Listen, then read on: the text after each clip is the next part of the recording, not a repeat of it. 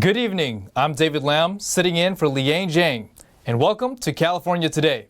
Let's take a look at some of our important stories we got ready for you. Mexico's president is boycotting a major conference being held in Los Angeles. He says it's because other countries who technically could be involved were not invited. California really is surging ahead of the nation in gas prices.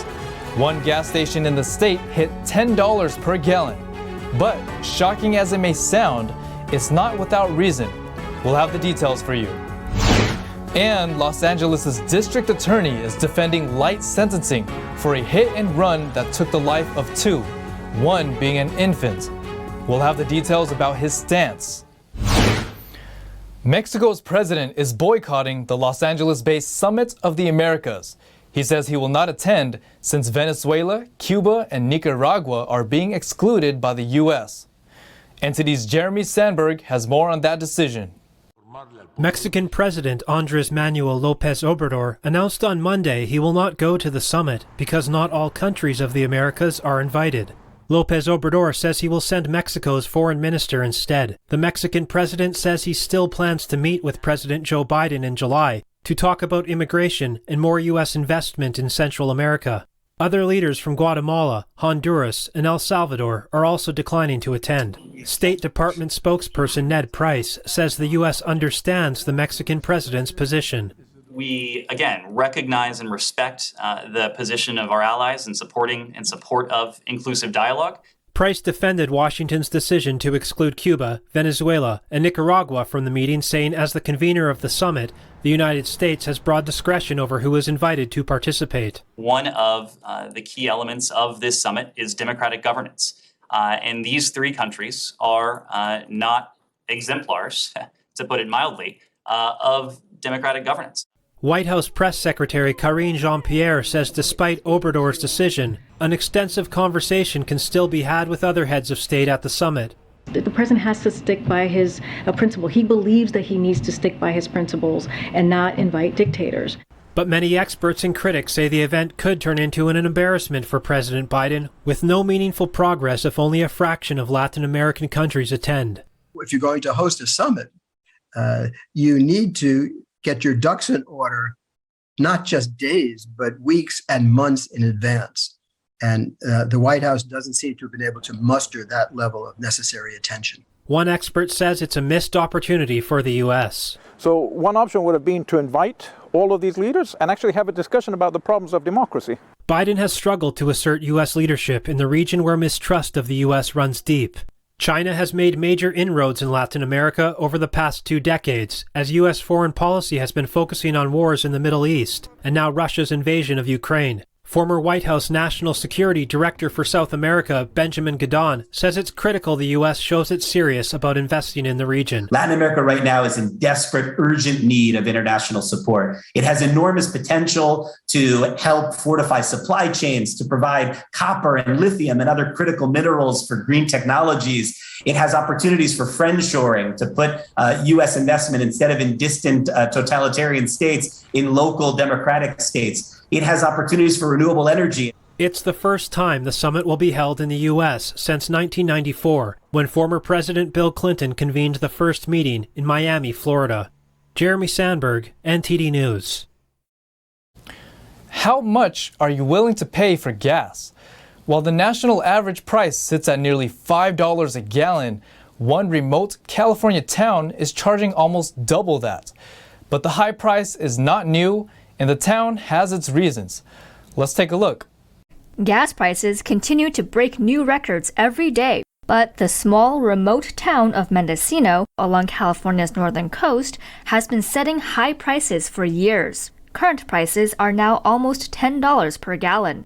Schleifer's Auto Repair is selling regular gas for $9.60 per gallon. But if your car requires Plus, then you'll have to shell out $9.69. And if you need Supreme, that'll be $9.91. According to ABC7, the station's owner sets her prices high because even though she gets her gas from Chevron, she's an independent gas station. She also doesn't sell food or drinks to help make ends meet.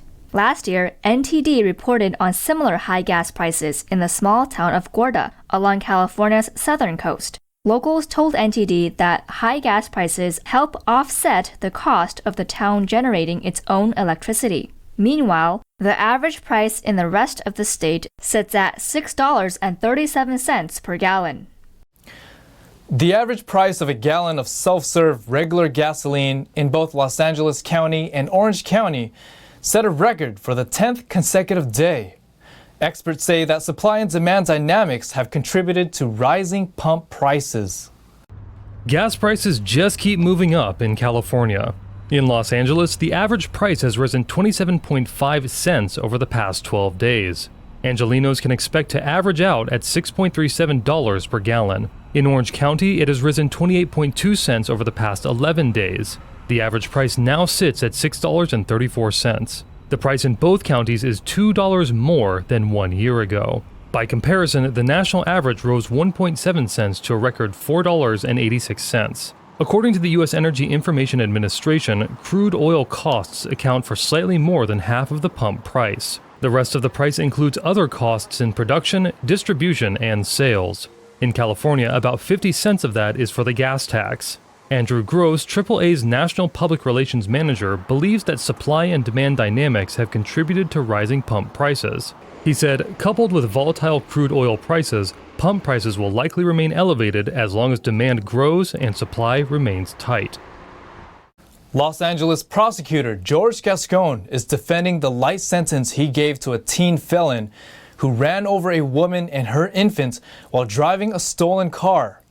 Gascon says he charged the teen with the most serious offenses possible. But a former California prosecutor disagrees. NTD's Arlene Richards has the story. A 16-year-old felon allegedly driving a stolen vehicle got a maximum of 7 months in a juvenile probation camp for doing this. The Los Angeles District Attorney George Gascon charged the teen with 2 counts of felony assault and 1 count of felony for leaving the scene of an accident. A single assault charge has a maximum 6-month sentence if you are an adult. Gascon says he charged the teen with the most serious offenses possible. But Charles Stimpson, a former local, state, and federal prosecutor, says Gascon didn't use the correct law to charge the teen. He says the teen should have been charged with assault with a deadly weapon. There's a difference in the law between assault, which is an attempt to do harm or serious harm to somebody, and a battery, where the harm is completed against the person. And so the person who drove this stolen car certainly attempted to hit somebody with a deadly weapon. The car is clearly a deadly weapon. Stimpson said the charge of assault with a deadly weapon carries a more serious penalty. It's a general intent crime. If you're convicted of that crime, you get either 2, 3, or 4 years in the state prison system. The victim, Rachel, said she and her baby were almost murdered. But Gascon responded it wasn't attempted murder under California law. Stimpson says the teen could have been charged as an adult. This person was clearly capable of being tried in adult court with Penal Code Section 245A1, or assault with a deadly weapon. He had prior convictions. He wasn't even charged with stealing the car or driving a stolen car. Los Angeles voters are currently seeking to unseat Gascon in a recall vote. Arlene Richards, NTD News, New York. Let's take a short break, but here's a look at what we've got ready for you coming up next. An illegal immigrant who killed a woman in San Francisco received sentencing for federal charges.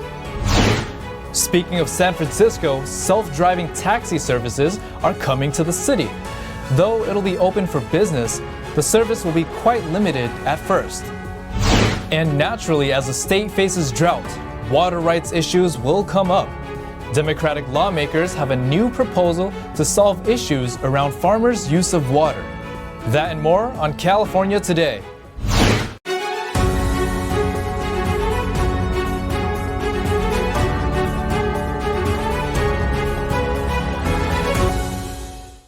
The illegal immigrant acquitted of killing a woman in San Francisco was sentenced on Monday to time served on a federal charge.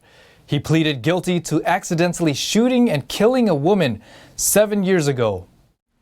Jose Inez Garcia Zarate is a Mexican who was deported 5 times before being accused of killing 32-year-old Kate Steinle in San Francisco on July 1, 2015.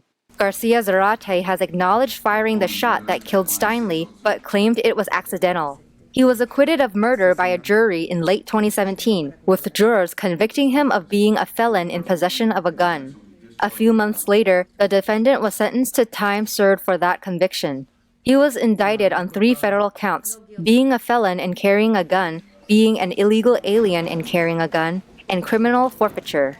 The defendant pleaded guilty on March 14th to 2 counts and faced up to 20 years in prison and up to 6 years of supervised release. But U.S. District Judge Vince Chabria on Monday sentenced Garcia Zarate to no additional prison time.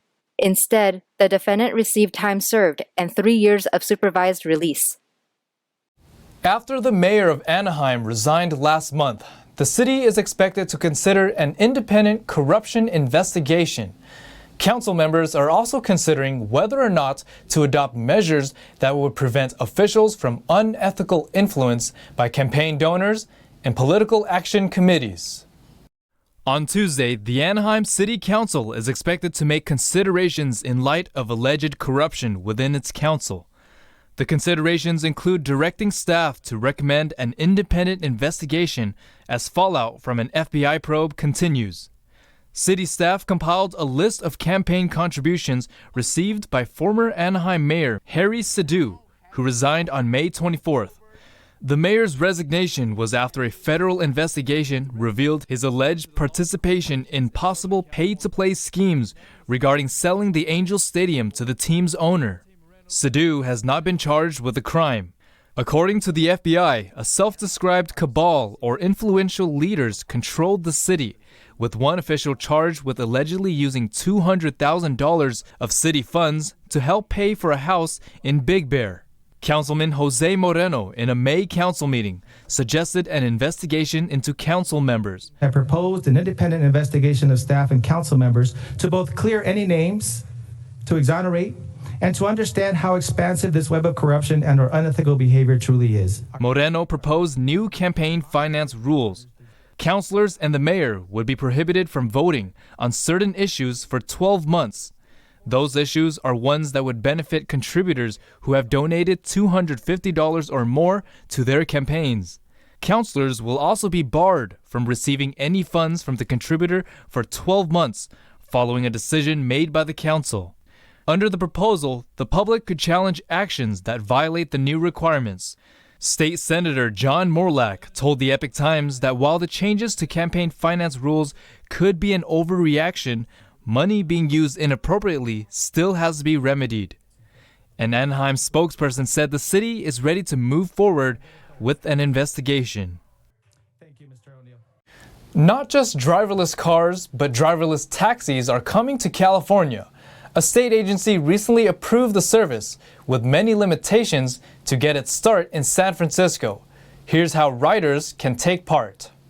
Cruise, GM's self-driving taxi fleet, secured the first California permit to charge fees for driverless rides in San Francisco. The California Public Utilities Commission approved Cruise's permit Thursday in a 4-0 vote. Commissioner Clifford Rechtschaffen said the panel had been taking a careful, incremental approach to regulating autonomous vehicles. He said, "This resolution marks another important step in that effort. It will allow our staff to continue to gather very important data that will support the development of future phases." Cruise revealed its plan to launch paid services within the next couple of weeks. It will deploy up to 30 driverless Chevrolet Bolt electric vehicles. These cars cannot exceed 30 miles per hour and can only operate between 10 p.m. and 6 a.m. There are several other restrictions. They will not be allowed downtown, on highways, or at times of heavy fog, precipitation, or smoke. One concern remains: self-driving cars are not always able to correctly predict human actions.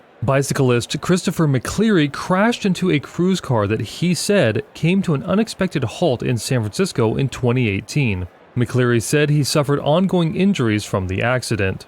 He wrote in an email that, "Unfortunately, I feel like Cruz learned from hitting me that this is actually a sacrifice I had to make to allow Cruz to become better at predicting situations." Public records show for 4 years leading up to May 2021, Cruz vehicles were involved in 34 traffic incidents that led to more than $1,000 in damages.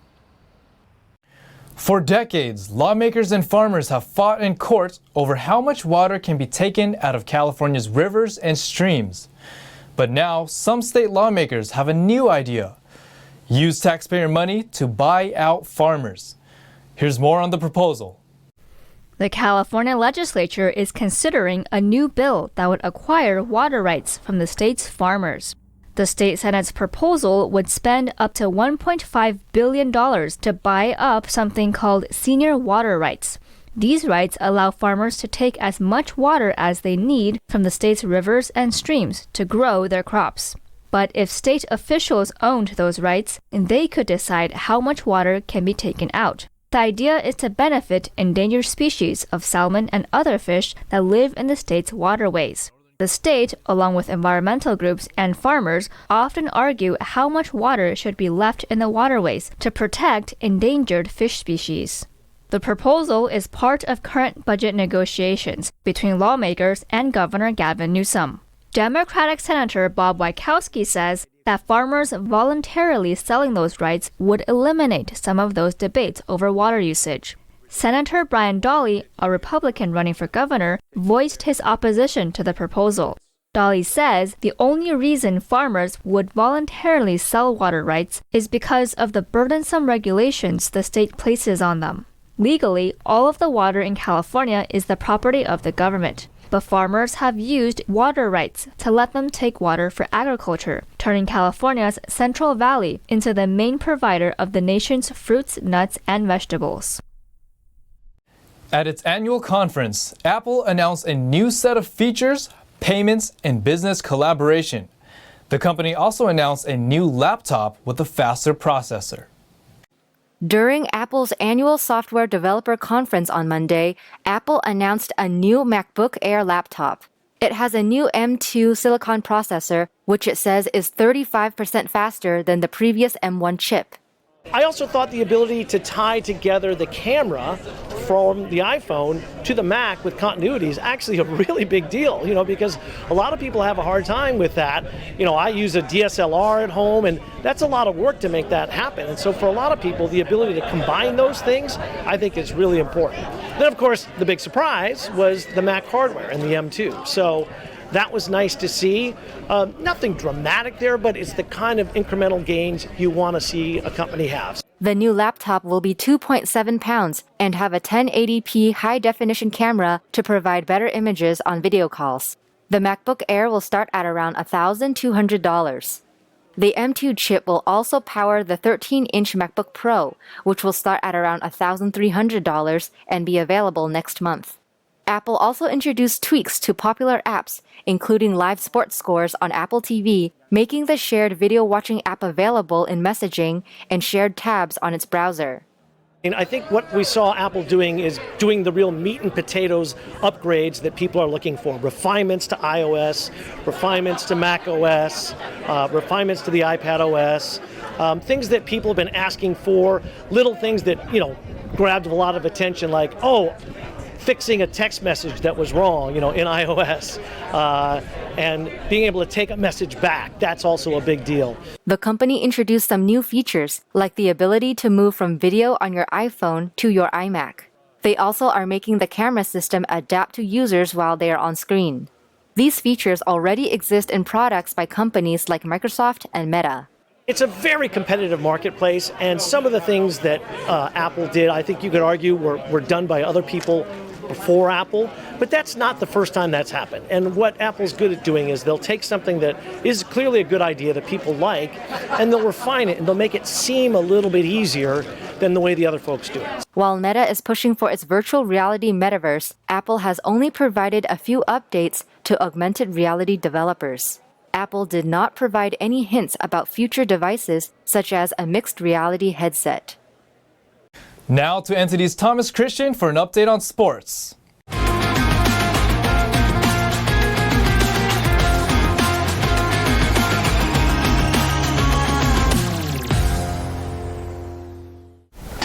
I'm Thomas Christian, giving you the California Today Sports Roundup.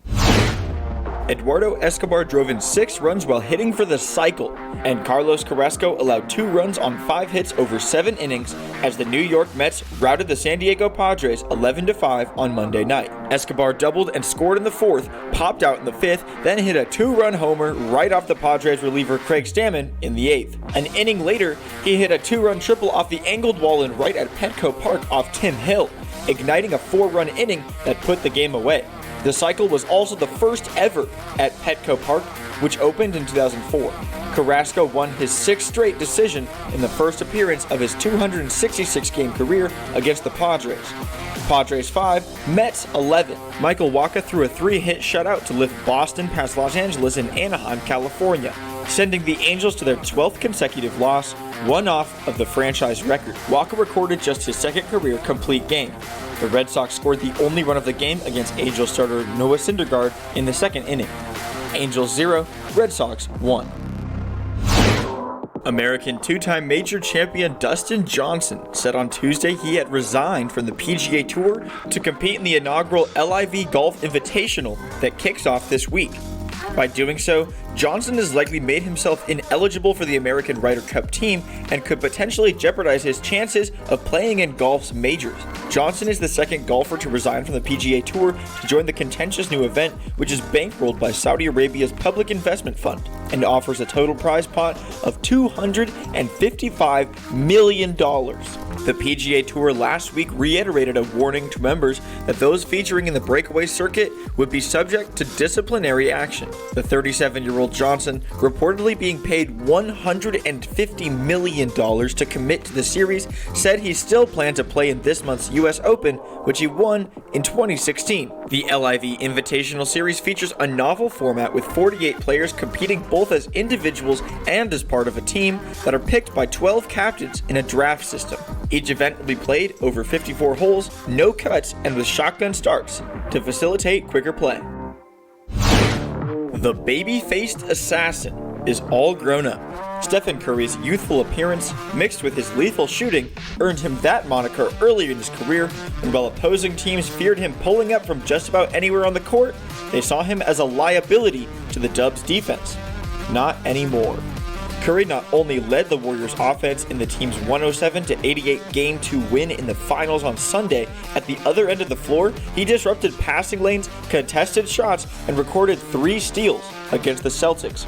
Curry's teammate Draymond Green said his more muscular frame has played a big role in his transformation.